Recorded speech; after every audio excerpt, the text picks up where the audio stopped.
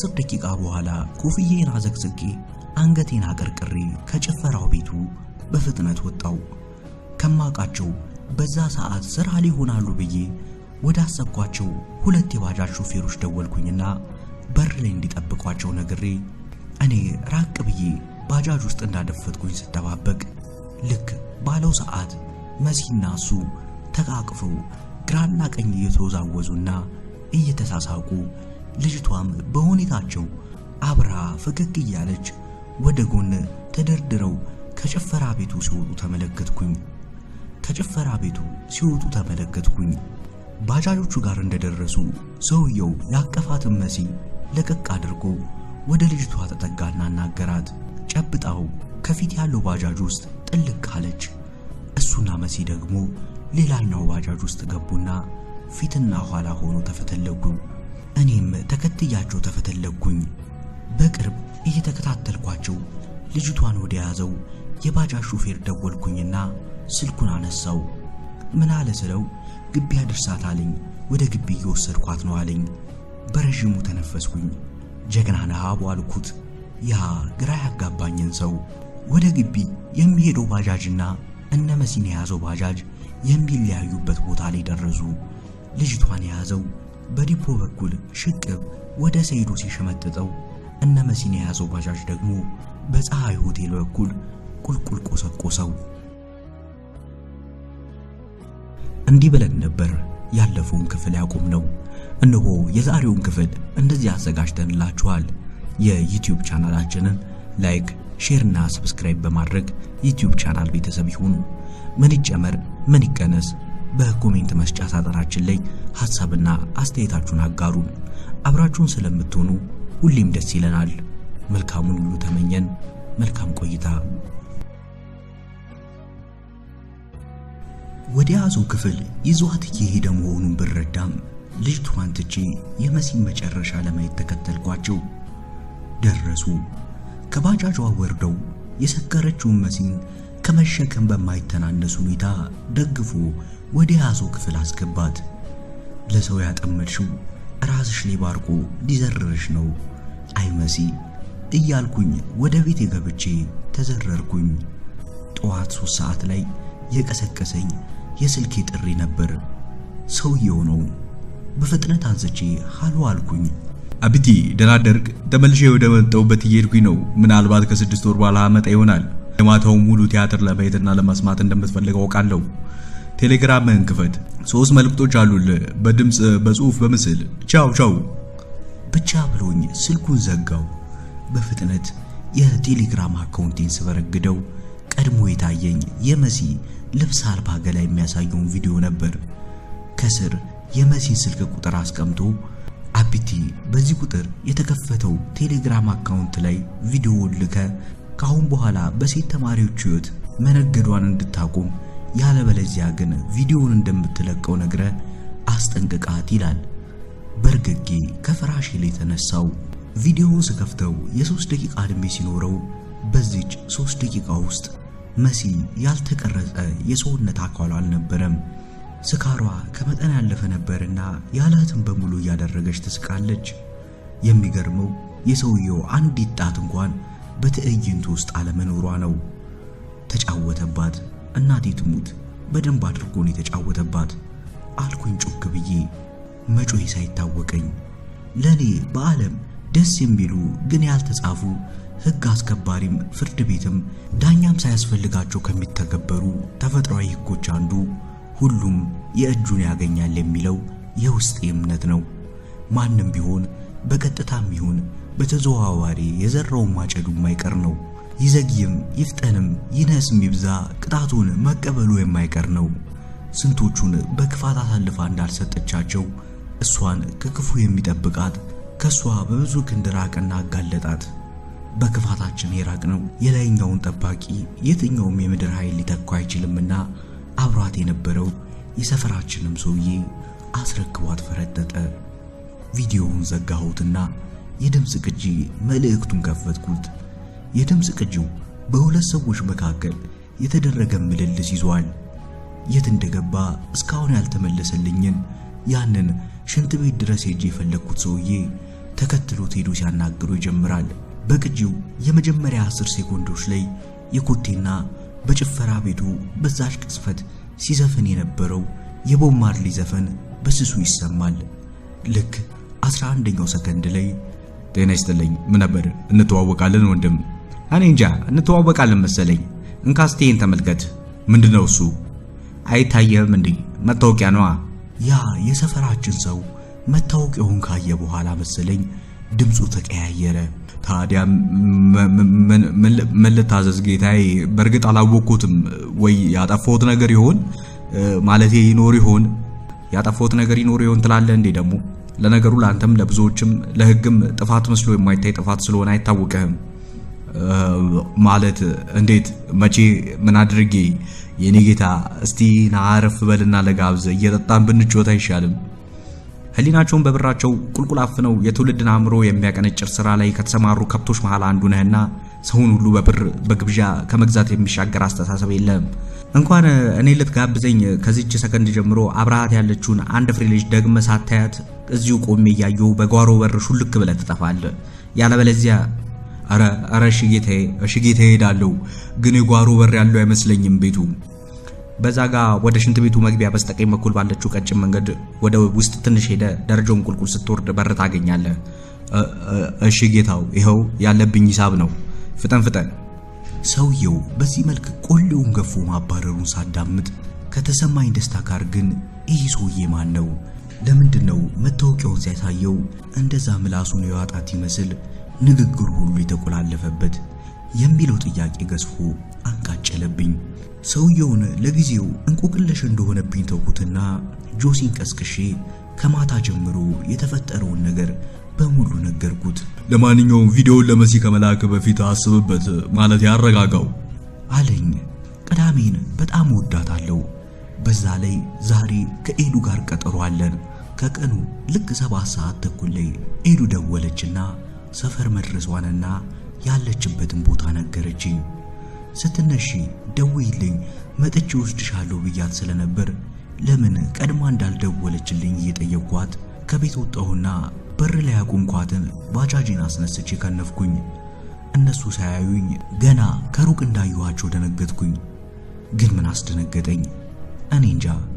ኤዱ ብቻዋን አልነበረም የመጣችው። 3 ናቸው። ከረዴትና አንድ ባለባበሱ የፈነዳ የሚመስል ወጣት ወንድ አብሯቸው አለ። ማንም አብሯቸው ቢኖር ግን ምን አገባኝ? ግን ለምን 3 ሆነው እንደሚመጡ ቀድማ አልነገረችኝም። ግን ማን ነው እያልኩኝ መልስ በሌላቸው ጥያቄዎች ራሴንም ባጃጇንም እያጣደፍኩኝ አጠገባቸው ደረስኩኝ። ከእሷና ከረዴት ጋር በመተቃቀፍ ሞቅ ያለ የቅርብ ሰው ሰላምታ ከተለዋወጥን በኋላ ፈንጠር ብሎ ሞባይሉን የሚነካካውን ልጅ እየተመለከተች ዳንኤ ተዋውቀው፣ ባለፈው ከመሲ ያስመልጠኝ ያልኩክ የክፍሌ ልጅ ጓደኛዬ እሱ ነው አለችና ደሞ እሱን ቴዲዬ ተዋውቀው ምርጥ ወንድሜን አለችው። ልጥጥ እንዳለ እጁን ዘረጋልኝና ጨበጥኩት። ግቡ እንሂድ አልኳቸው። ባጃጅ ውስጥ ገብተው ወደ ቤት እየሄድን በመካከላችን ወሬ ጠፋ። በኔ በኩል የልጁ ሁኔታ ይሁን ሌላ ባይገባኝም የሆነ ደስ የማይል አዲስ ስሜት ውስጤ ሲላወስ እያዳመጥኩት ነበርና ዝም ማለቴን አላስተዋልኩትም ነበር። እቤት እንደደረስን የውስጥ ስሜቴ ፊቴ ላይ እንዳይታይ እየታገልኩኝ ላጫውታቸው በሞክሩም ልጁ ግን እኔ ከረዴትም ይሁን ከኤዱ አሊያም ከሁለቱ ጋር ወሬ ስጀምር እየጠበቀ በማክሸፍ ነበርና የራሱን የሚተኩሰው ሊያስወራኝ አልቻለም። መናደድ ጀመርኩኝ።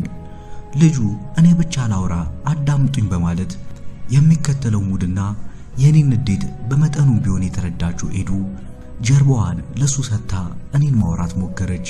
ከቆይታ በኋላ ካርድ ልግዛ በሚል ሰበብ ወጣ ብሎ ሲመለስ በፊት የነበረበትን ቦታ ትቶ እኔና ኤዱ መሃል ገብቶ ሲቀመጥ ንዴቴን መመጠንም መቆጣጠርም አቅቶኝ ጠፍቶ ድንገት ኃይል ጨምሮ እንደመጣ መብራት ሁለመናዬ ቦጋለ። ተናደድኩኝ። ፊቴ ተቀያየረ፣ ደም ስሬ ተወጣጠረ። ልጁ ግን አያት ያደረገኝና ከቆመም ሳይቆጥረኝ ኤድሻ ፌስቡክ ላይ የሆነ ፈን ነገር አይጀጎ ነው፣ ቆይ ላሳይሽ፣ ይሁማ ይሄንን አየሹ እዩ በእናትሽ እያለ ከሞባይሉ ላይ አይኗ እንዳይነቀል ስላደረጋት እሷም ሳታየኝ ተንጨርጭሬ እንደቀዘቀዝኩኝ ሆን ብሎ እኔን ለማናደድ እንደዛ እንደሚያደርግ በደንብ ያስታውቃል።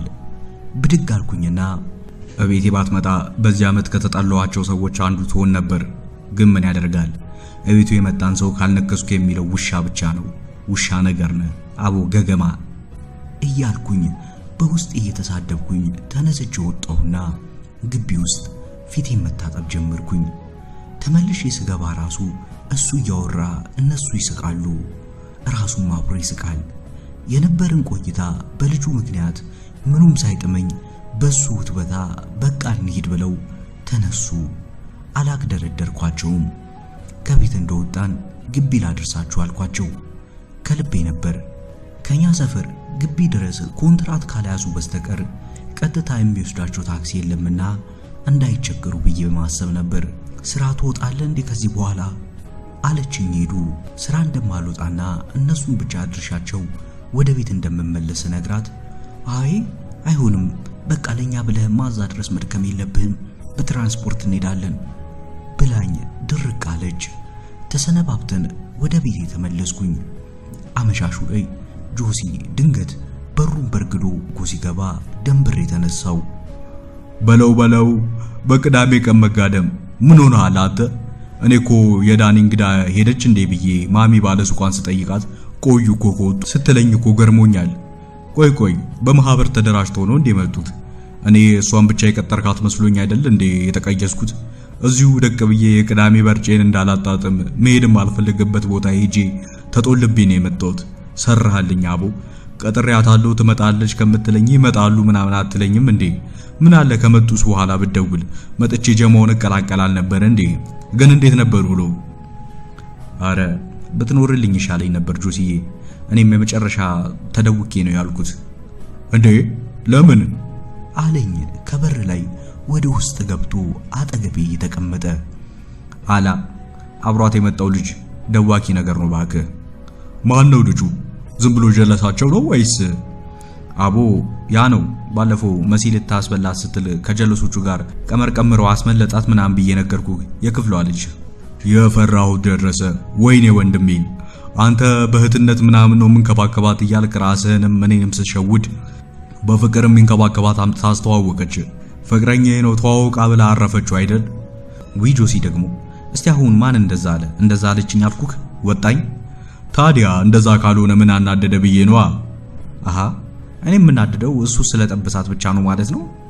ታዲያ ፍላጎቱ እንደዛ መሆኑን ወይም አብሯት መሆኑን ብታውቅ እንጂ በምን ትናደዳለህ? በዚህም አትናደድ ከሆነማ በምንም ልትናደድ አትችልም ብዬ ነው።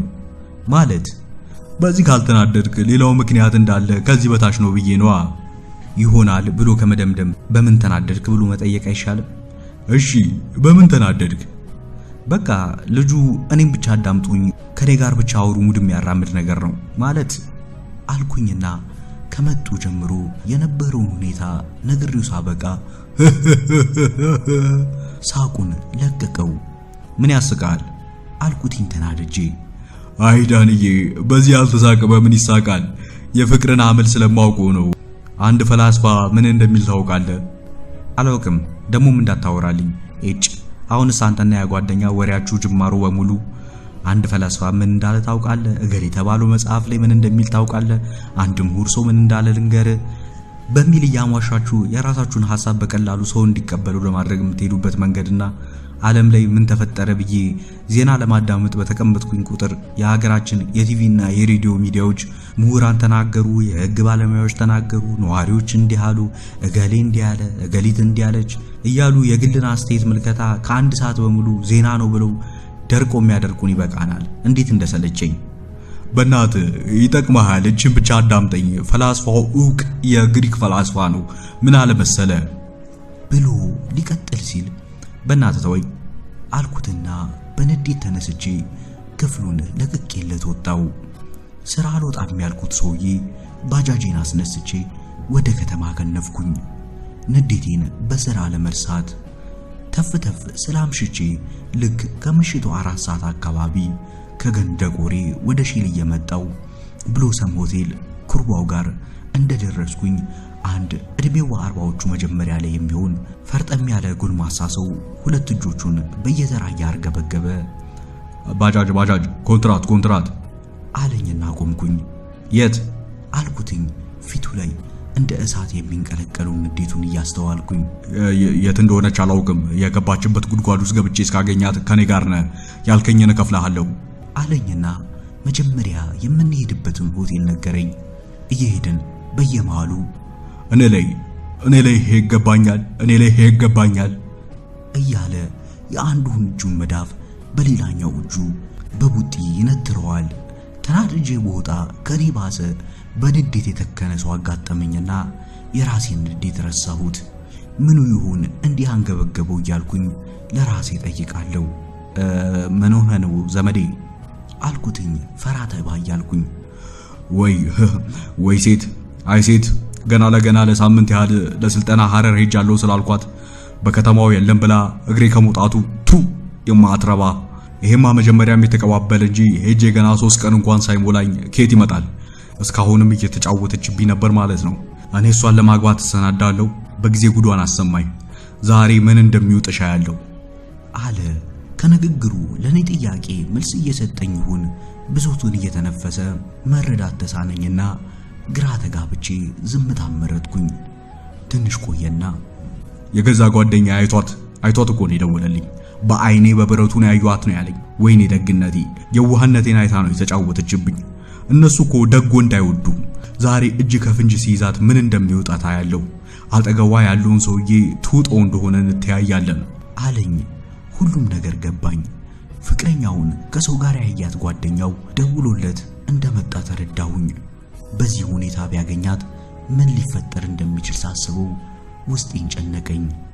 ከሰው ጋር ታየች የተባለበት ሆቴል በር ላይ እንደደረስን በፍጥነት በመውረድ እጁን እያወናጨፈ ወደ ሆቴሉ ቅጥር ግቢ ሲገሰግስ ወርጄ ተከተልኩት።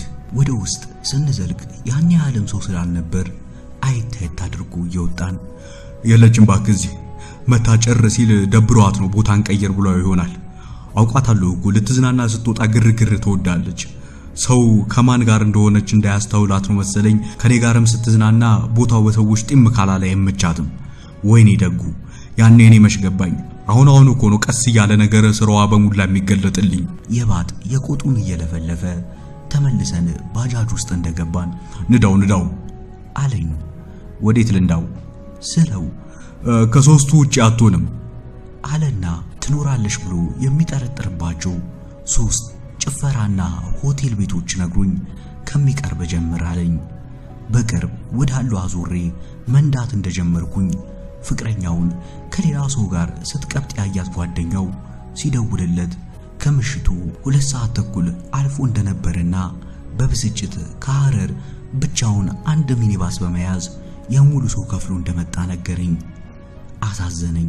የሆነው ሆኖ የኔ ስጋት ግን በሷ መከዳቱ ሳያንስ በብስጭት ያልሆነ ጸብ ውስጥ ገብቶ መታሰር የሚሉት ሌላ ጣጣ ውስጥ እንዳይገባ ነው።